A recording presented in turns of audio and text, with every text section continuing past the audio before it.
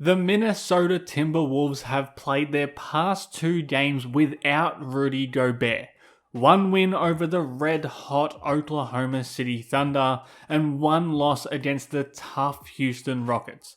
That's a tiny sample size, but against two of the league's best teams, it's at least a taste of what life would be like without one of the league's most polarizing players. And when you watch Minnesota play without Gobert, I think it's fair to ask if the Wolves are a better team without him. They feel faster, smoother, and more polished offensively. They feel like a team with real spacing, and they feel like a team who can squeeze the most out of the athletes on their roster.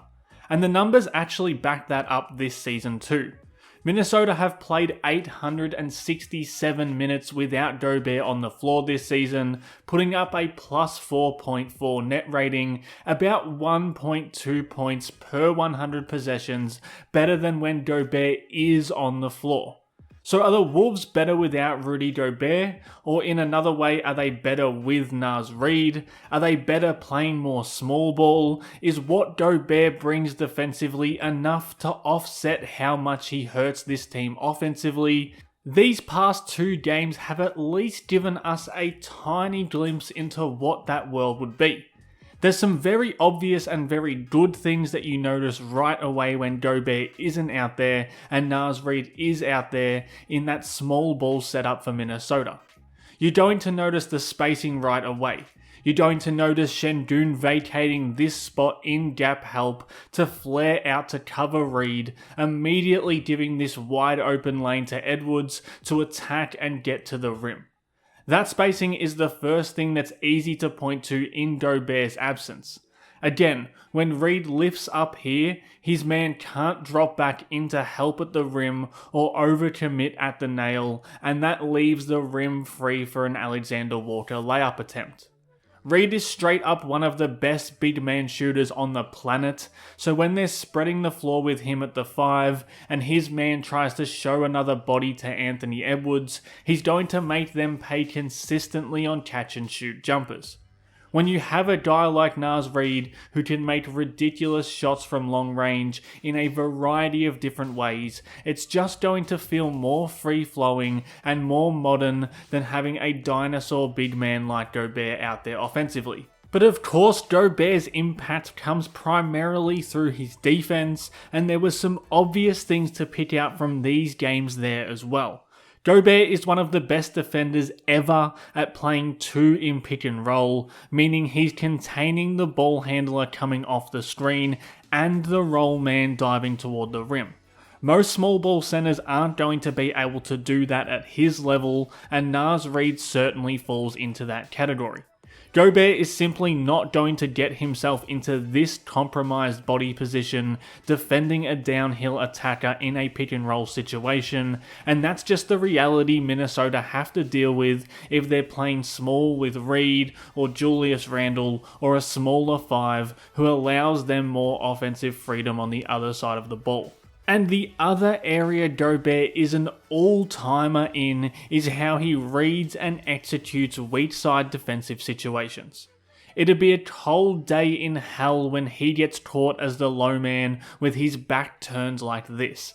And he'd be alert to this rotation when a player is flying downhill unchecked rather than leaving a smaller guard to handle those rim protective duties.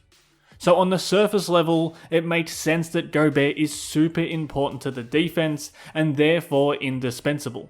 Naz Reid isn't an awful defender, but he's not going to bring that stability as an anchor of the defense like Rudy Gobert does. But I do think there's some validity in wondering how many things open up offensively when he's just not there. If you're like me and you want to see Minnesota run more offensive actions, the defensive stuff becomes easier to swallow when they can run this split action, and sure, Gobert can make that simple handoff read, but the difference is Naz Reid can get this defender sprinting at him in rotation above the break, leading to an easy swing pass and a rim attack from Anthony Edwards. And I mean, they can just set up those actions for Reid to be a knockdown shooter himself. Here you've got Ant curling toward the rim, while Nas curls up to the ball, coming off another pin down screen, and then splashing a 3 off the move. If that's your center doing stuff like that, all of a sudden this stagnant offense becomes super dangerous. And because he's got some game off the bounce, if his man leaves him to double a driver like Gobert so often does, you've got a 5-man who can attack closeouts and make smart decisions as a driver, a finisher, and a playmaker. Again, now Minnesota's offense feels weaponized in a modern way. Because I think above all, the frustration with Gobert is how defenses rightfully pay him no respect when the ball is in his hands. Throwing it to him in the post, mismatch or not, is a death sentence. That's why I think it's easy to fall into the mindset of wanting more Naz Reid and more supercharged offense. Reid's a legitimate hub in the post, someone who Minnesota are very comfortable throwing the ball to and letting him go to work. With his footwork and his touch, most guys are mismatches. Smaller defenders are too small to stop him, and bigger defenders aren't mobile enough to keep up with his dancing feet. So that's the things that Reid brings from a strictly individual standpoint, but I think it's worth pointing out the way he inspires a complete shift in the team's offensive dynamic as well. Because he can turn and take a few comfortable dribbles after the rebound here, they can get going faster off the board, and because he can shoot, 2 players are drawn to him so he can spin it back to Dillingham and turn that semi-transition chance into points. And while it's often wise to hold your breath whenever Gobert is throwing an outlet pass, Reid can spot this runner and turn the rebound into a breakaway dunk instantly. Again, there's a liveliness to Minnesota when they're free from the shackles of a traditional big man like Gobert. They run, they flow, and they find easy points in a way they just don't when they're trying to work around the offensive woes of Rudy Gobert. And then they can try new things with that space and speed of offense that they now have. Against Houston, it was using Jaden McDaniels as a roll man scorer. With Naz Reid spacing the floor on the wing instead of standing in the paint like Gobert would, McDaniels can catch here, with Dylan Brooks worried about overcommitting off Reid and therefore allowing McDaniels to get to the rim. And you can kind of see the same thing on this McDaniels pick and roll possession, where Brooks is concerned about fanning back out with Reid to the corner, allowing McDaniels to take his man to the cup one-on-one. So even if you respect what Rudy Gobert does, like I respect what Rudy Gobert does, there is an argument there against him.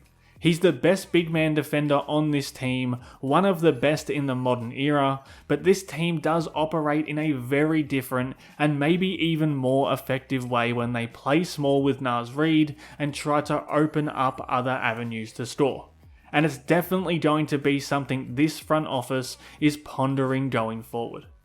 Thanks again for watching Howls and Growls. Please subscribe for more.